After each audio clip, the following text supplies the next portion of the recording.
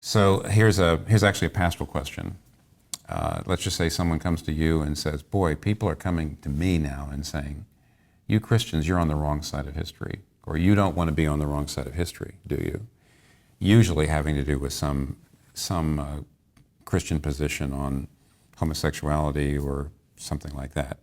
So that's the question. You don't want to be on the wrong side of history, do you? I don't know what to say. So Pastor, help me. What should I say?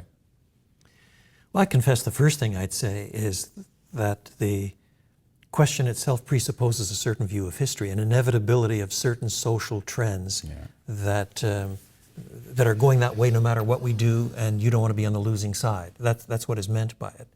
But if you look at history another way, that is, space and time are going to unravel as the Lord Christ, the Lord of history, brings all things to pass. Yeah, you bet I want to be on the right side of history. It's going to come to a glorious end in a new heaven and a new earth, the beginning of all things, resurrection existence. And so I want to be on the same side of history as Jesus is. So there's a sense in which you have to go sort of offensive on it. Having said that, then there are some other things that need to be said. When certain trajectories begin to play out in history, sometimes they've been really frightfully wrong. Some scientific things, the study of the shape of the human head in order to determine who is retarded or not. I mean, that was universal science at the beginning of the 20th century, or certain views of racism and Nazi genocide. So that was all part of science. You don't want to be on the wrong side of history. That was the argument that came out of the Marxists, came out of the Nazis. So it's very faddish and it's very temporary. And at the end of the day, Jesus still remains king. If I look at the right side of history on that question on a longer haul, they're increasingly in the dustbin of history, even though at a certain time that sort of argument would have looked very powerful, and now it looks slightly silly.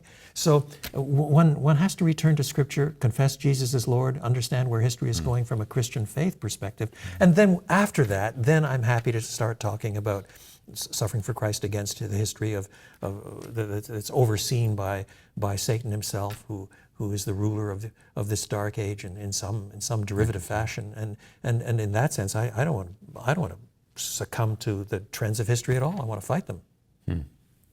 Sounds like you, if you're the pastor and your Christian member comes to you, I really do think that one of the things you said there, where you say to the Christian, I want you not to be discouraged, because since Jesus Christ is coming again, the only way to be on the right side of history is to belong to Him. And I want you to realize that we Christians are on the right side of history. So that would be a really good pastoral help, I think, to the discouraged Christian who feels like maybe we're really out of step. I think the other stuff, though, would be good fodder to give him to talk to his friend about. But what about this pastor? What would you say to your person? Well, it depends on whether he would tolerate my insisting on definitions or not. Yeah. Because I would want to say, what do you mean, before I answer him. But if that's the direction he meant, I thought of two historical logical responses and a couple of biblical responses. Good. The first ones are history's a flow and history changes, and so to be on the side of history today might be being on the side against history tomorrow, and so we'll wait. We'll see where it's going. And the second thing I'd say is history is happenings, and happenings can't dictate what ought to happen. It's a logical confusion to say that what is details what ought to be. And I would say, so is that what you're saying? You want me to determine what I ought to do by what is, like which group of isness is going to determine? Very good. Those would be two. But biblically, I'd go exactly the two directions you went on. You said at the end, it's going to be all Christ. He's going to rule the history, and I want to be on that side. So when Christ is the final, complete, dominant, visible, manifest Lord of history, I want to be on that side.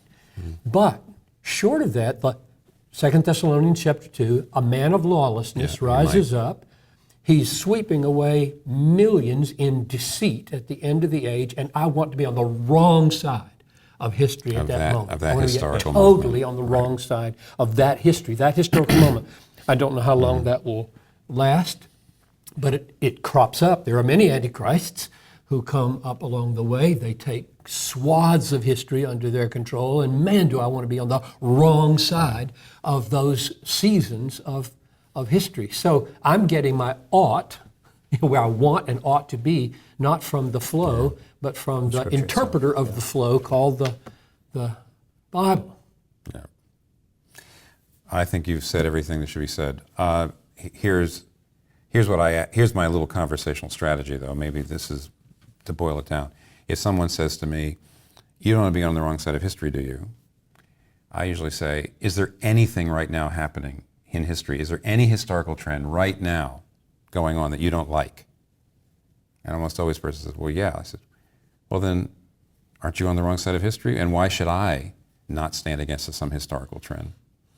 And that usually ends it. Good. In other words, all you have to, and especially if I'm talking in New York, to most people I say, "Don't you see rising inequality? Isn't it possibly true that only after World War II was there not that, but in general that capitalism brings about rising inequality?" Most people in New York would say, "Absolutely." I said, "Aren't you on the wrong side of history if if you vote for a Democrat?" Generally speaking, they say, "I see your point."